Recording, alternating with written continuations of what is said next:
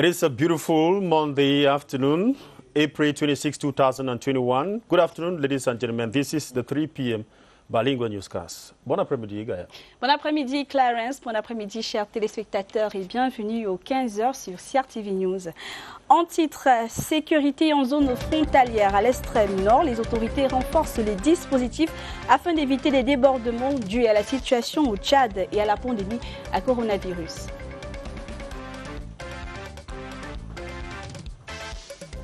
Can the battle against malaria be won? A question that warrants urgent answers. The Minister of Public Health urges stakeholders in the health sector to redouble their efforts to control the disease for a malaria-free Cameroon in the nearest future. Et puis en sport, Francis Ngannou, le nouveau champion des poids lourds UFC, est attendu au Cameroun. Le boxeur camerounais est attendu pour présenter son trophée aux populations. Les images dans quelques minutes.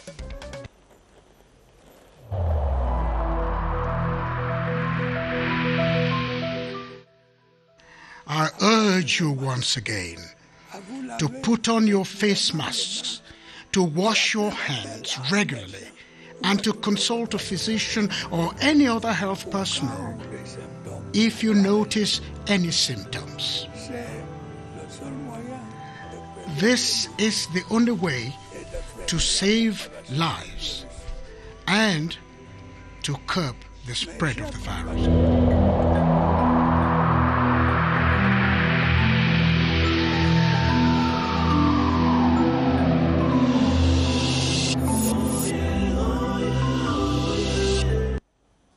Lundi 26 avril, ravi une fois de plus de vous retrouver pour le 15h. Nous ouvrons avec vous, Clarence. Exactly, Gaye Obonon. We open this news by taking you to the Far North region, where the Far North Governor Mijiyawa Bakari has assured the security measures have been taken to secure the population of the region, with the security situation in the neighboring Chad not very stable for the moment.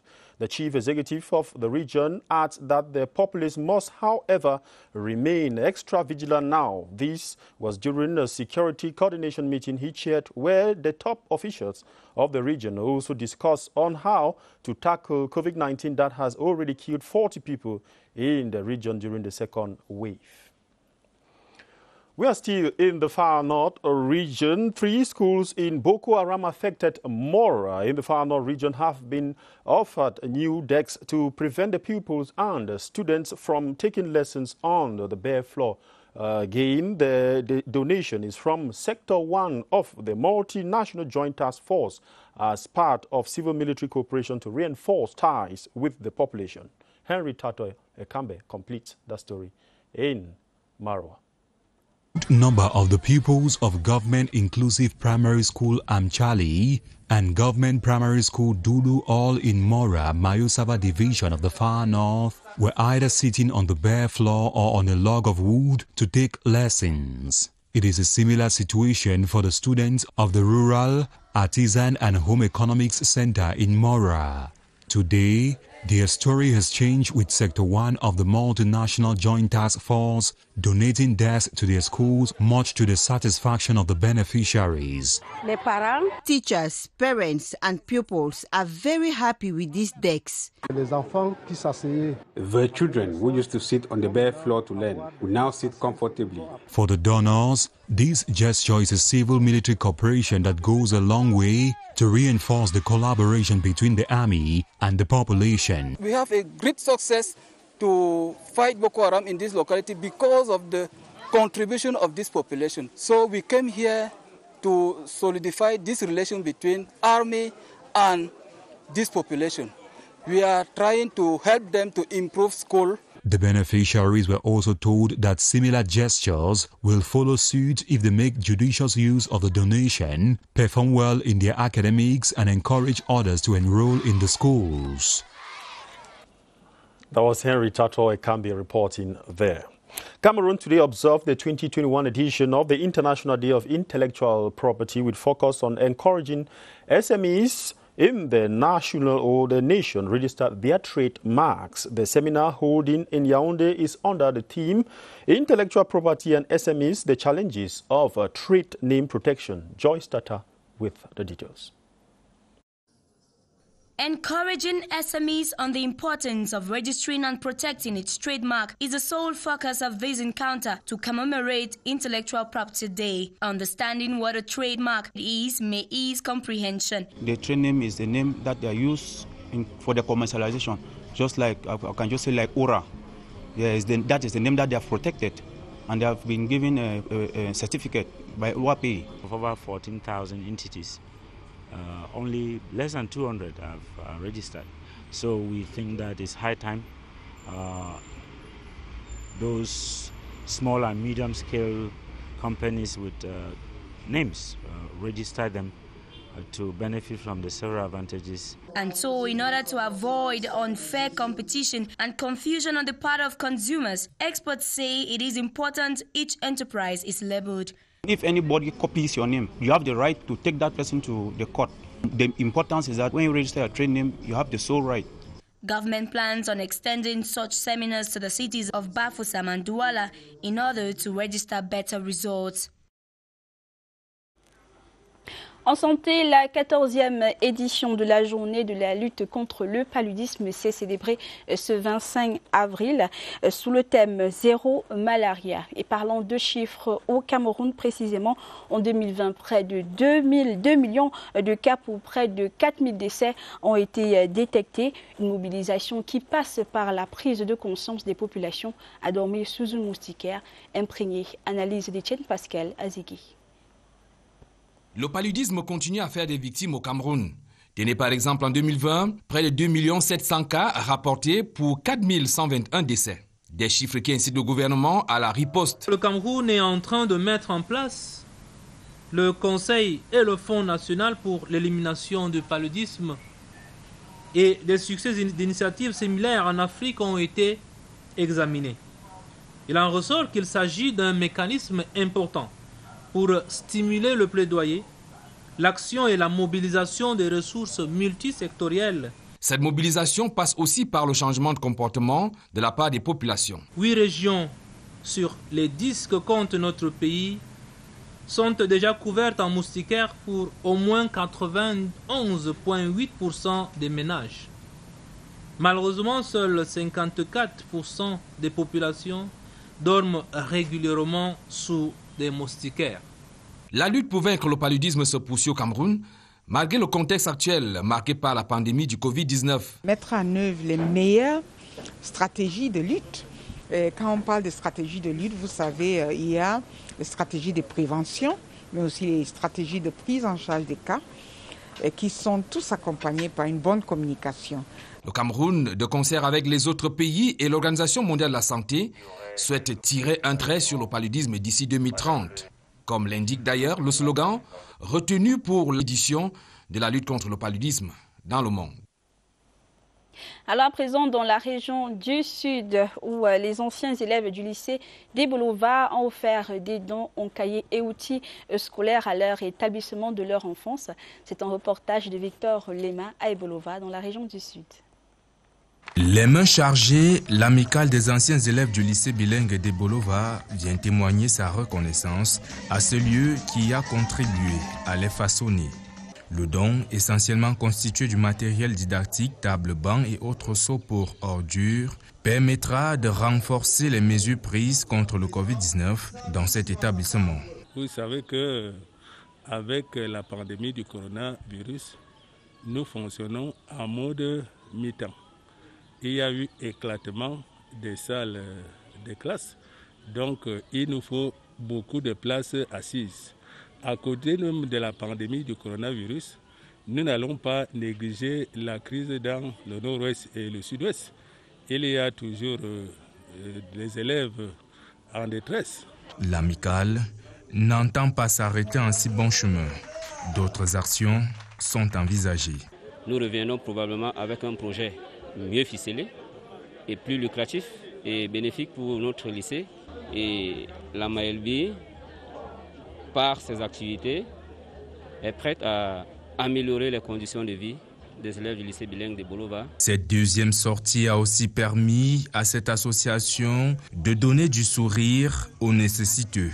Avant de repartir, quelques photos de famille en souvenir des bons moments passés ici. Victor Lema reporting there, and you are on to the 3 p.m. bilingual newscast on CRTV News. We continue talking health. Malaria vaccine has proved to be 77% effective in early trials and could be a major breakthrough against the disease, says the University of Oxford team that is behind it. Larger trials is in nearly 5,000 children between the ages of 5 months and 3 years will be carried out across 4 countries by next year. Let's take an excerpt of Dr. Rose Fossa Achu, Permanent Secretary of the National Malaria Control Program. She spoke to our reporter Jamila Katzalat. It's a very effective tool, as in other illnesses, but we have to wait until the evaluation is complete. The earlier evaluations mentioned that the vaccine could help to reduce about 30% of deaths and severe disease in children, especially because that's a target for the vaccine. We have to first of all make sure that the interventions we have are being deployed in the most optimal manner. We need to intensify and make sure that all households have and use their bed nets. We have to complement other vector control measures in the environment, and the chemo prevention we are doing in pregnant women is still very low. We need to go up to 80%. In children, we have to also introduce chemo prevention for the entire infants. The vaccine will only come as a contribution to further decrease the burden. Dr. Dorothy Ashu speaking there.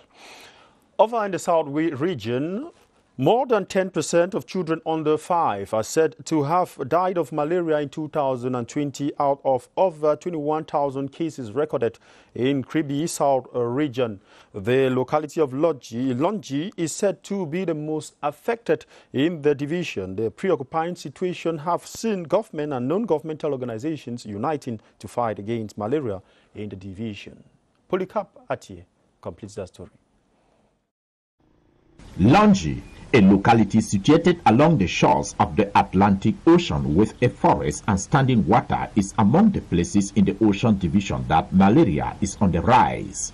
In this light, an NGO known in French as PH Piego organized a sensitization campaign to mark this year's edition of World Malaria Day, schooled the population to practice sleeping under treated mosquito bed nets, clear bushes and standing water around their homes, and should always rush to the hospital should they notice any symptom of malaria, as the only way to keep both the infants and adults safe from the disease. Children, pregnant women, even men are continuing to die with this malaria. So JPIGO is working with the district and helping the government to fight against this malaria. The divisional officer of Kribi 2 subdivision, Marie-Suzanne Bebka, appreciated this gesture, which comes from PH Piego, and asked the population to practice the knowledge acquired in order to eradicate malaria in Longi, a community that also suffered from cholera epidemic in 2020. Although the fight against malaria is challenging, there is hope that it can only be conquered if its preventive methods are respected. Back in Yaoundé, a Turkish Linguistic Center will soon be created on the campus of University of Yaoundé 2. This is the fruit of an agreement signed earlier today in Yaoundé between the Turkish Marif Foundation and the University of Yaoundé 2 SOA.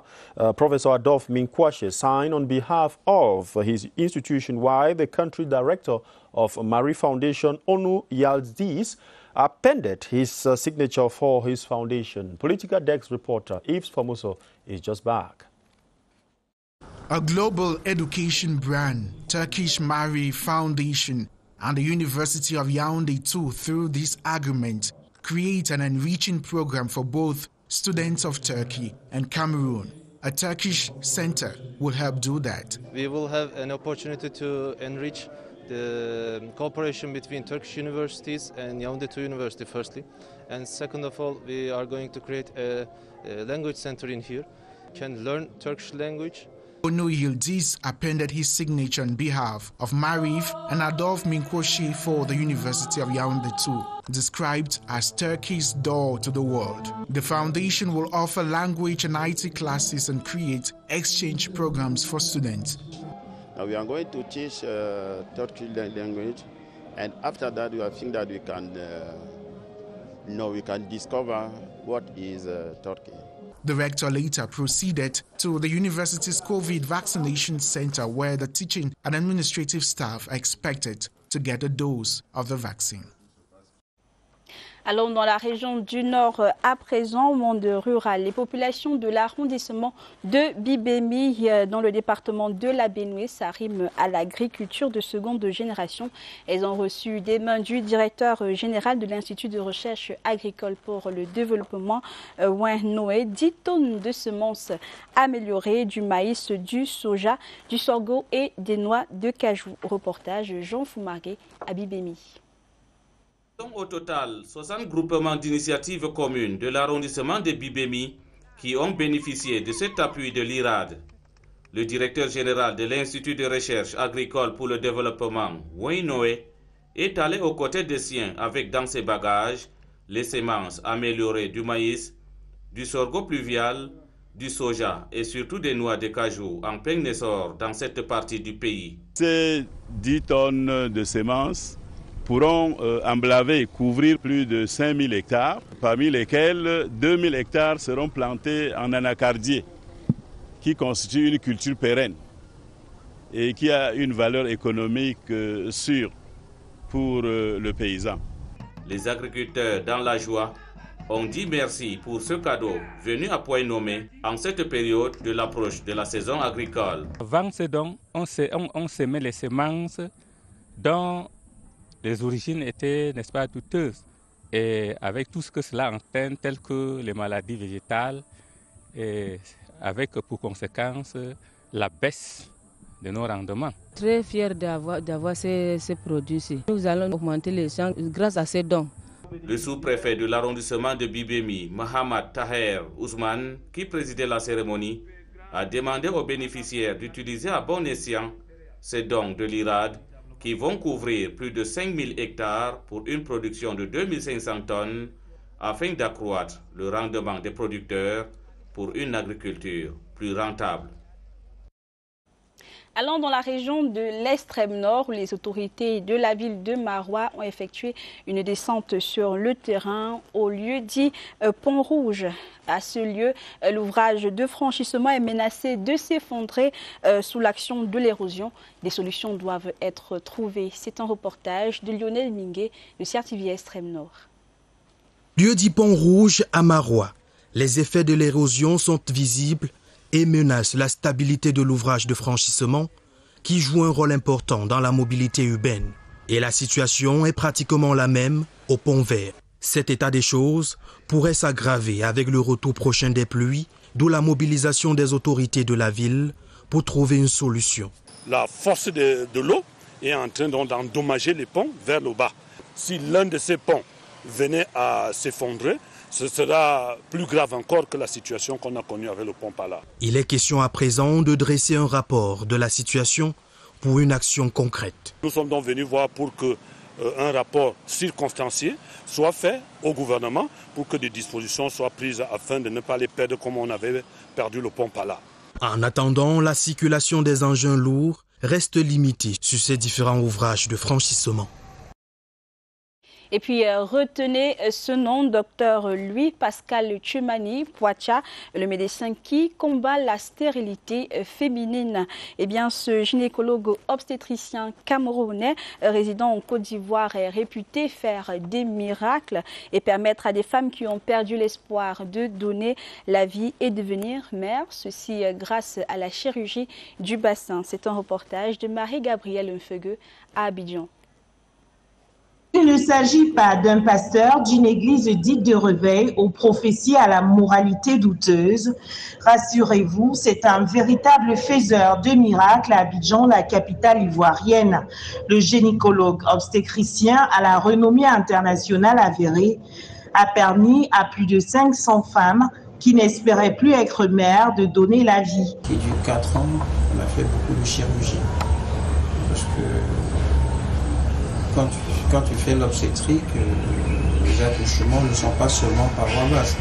À un moment, tu es obligé de poser une indication de césarienne et il faut y aller. Originaire de la région de l'Ouest du Cameroun et admiré de ses patients et respecté par ses pairs. Depuis que nous travaillons ici ensemble, franchement, comme on dit, le courroie, se passe très très bien. Ça fait plus d'une vingtaine d'années que je connais Tiomani.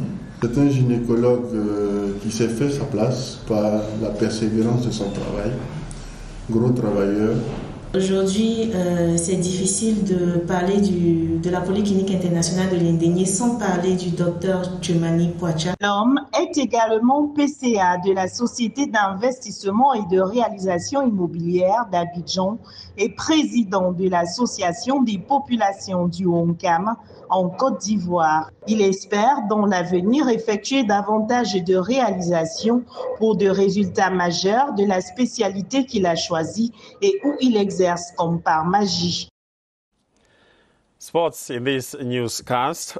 AS Fortuna of Fou have confirmed their leading position in Pool A, while Nong Sportif of Yaoundé top Pool B at the end of the first phase of the First Division Football Championship. AS Fortuna have 18 points ahead of Fuvu of Baham with 15 points, 16 points ahead of Panther Dundee after a day 9 matches played over the weekend. More sports news in this newscast. Tonnerre Kalara Club of Yaoundé yesterday defeated Apaches of Fou 2 goals to 1 in one of the 9 fixtures of Cameroon's top-tier league. TKC has hence ended round 1 of the championship with 10 points. The encounter took place at the Yaoundé Annex 1 Stadium. Here is Romeo Kenny with the highlights of yesterday's match and other results.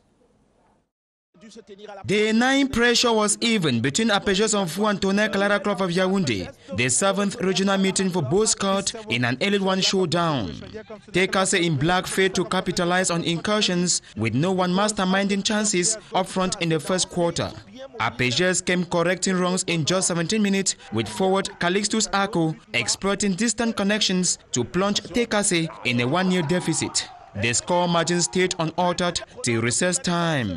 It was a different ball game in the second half with Apaches relaxing muscles, while Tonnerre Kalara Club grabbed equalizer via penalty following a body check. Tonnerre increased tally to 2 at 80 minutes with Ngap Medu beating keeper Dande Junior in a 1-to-1 counter-attack.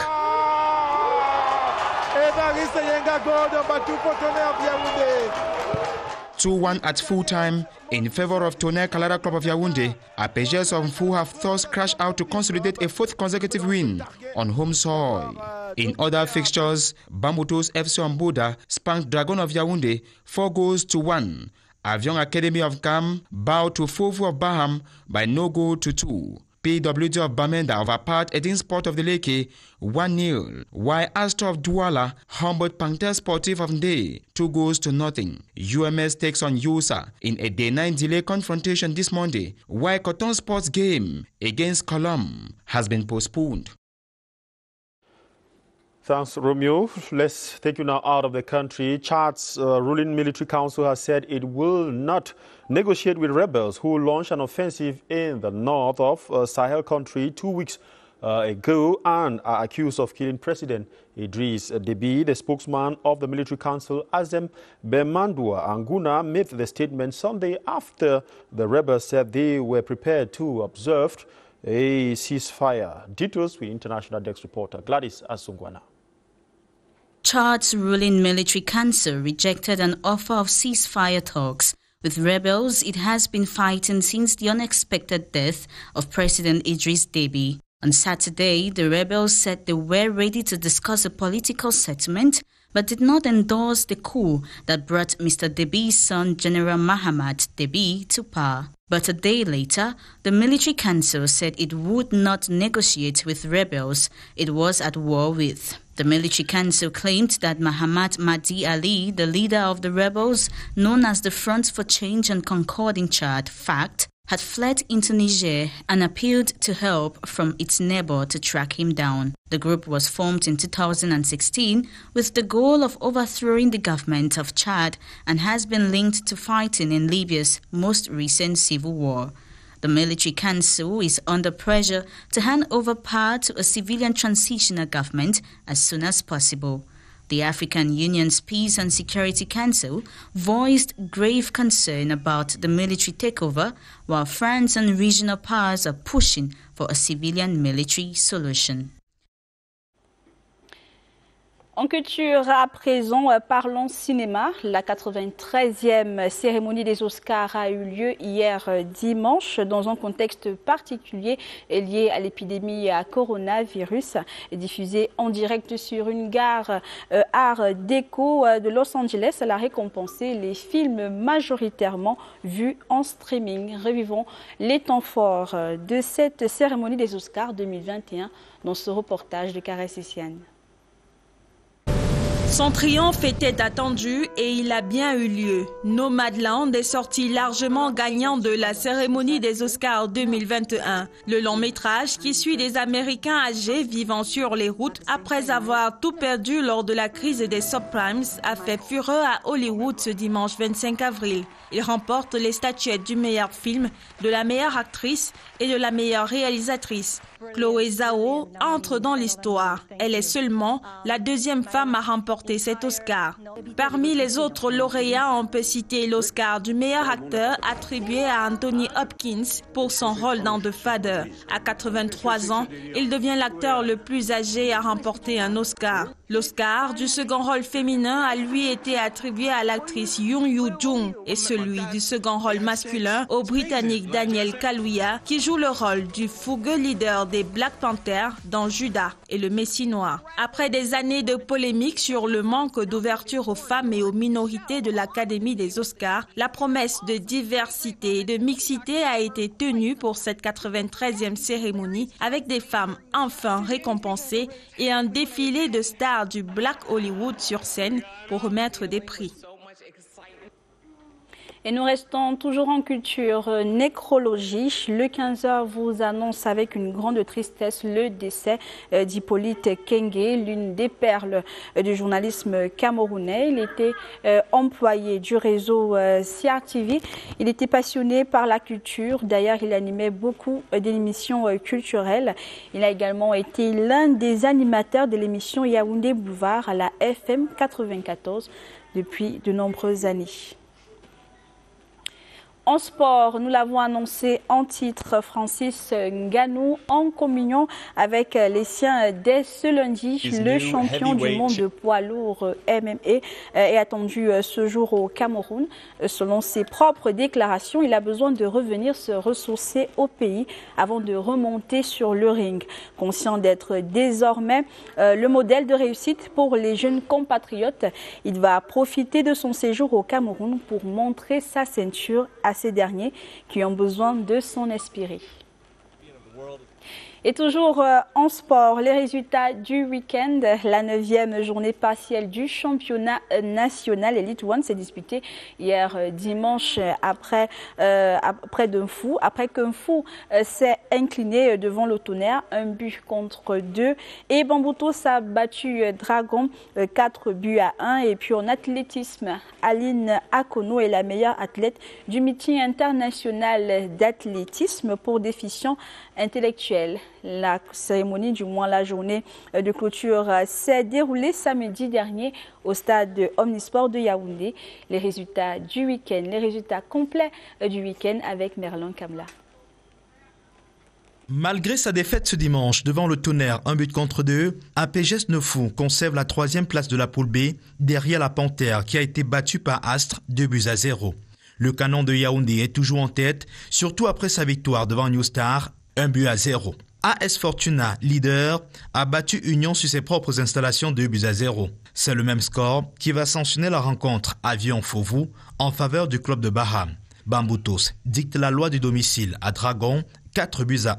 Fin du meeting international d'athlétisme et tournoi africain de football pour déficients intellectuels. Diego Clemente de la Guinée équatoriale est le meilleur athlète monsieur, tandis que chez les dames, c'est Aline Akono du Cameroun. En lancer de poids, Elodie Dormo arrache l'or. Terminons par le taekwondo. 24 athlètes, dames et messieurs, ont été sélectionnés samedi dernier pour représenter le Cameroun dans les compétitions internationales. C'était à l'issue du championnat national dans les catégories juniors, seniors et paralympiques. Et voilà qui vient mettre un terme à cette édition du 15h sur CRTV News. Merci d'avoir été des nôtres. Le 16 à 16h, retrouvez le journal international. Nous vous donnons rendez-vous à 17h, Clarence et moi, pour Cameroun Today. Clarence? Definitely, Gaia.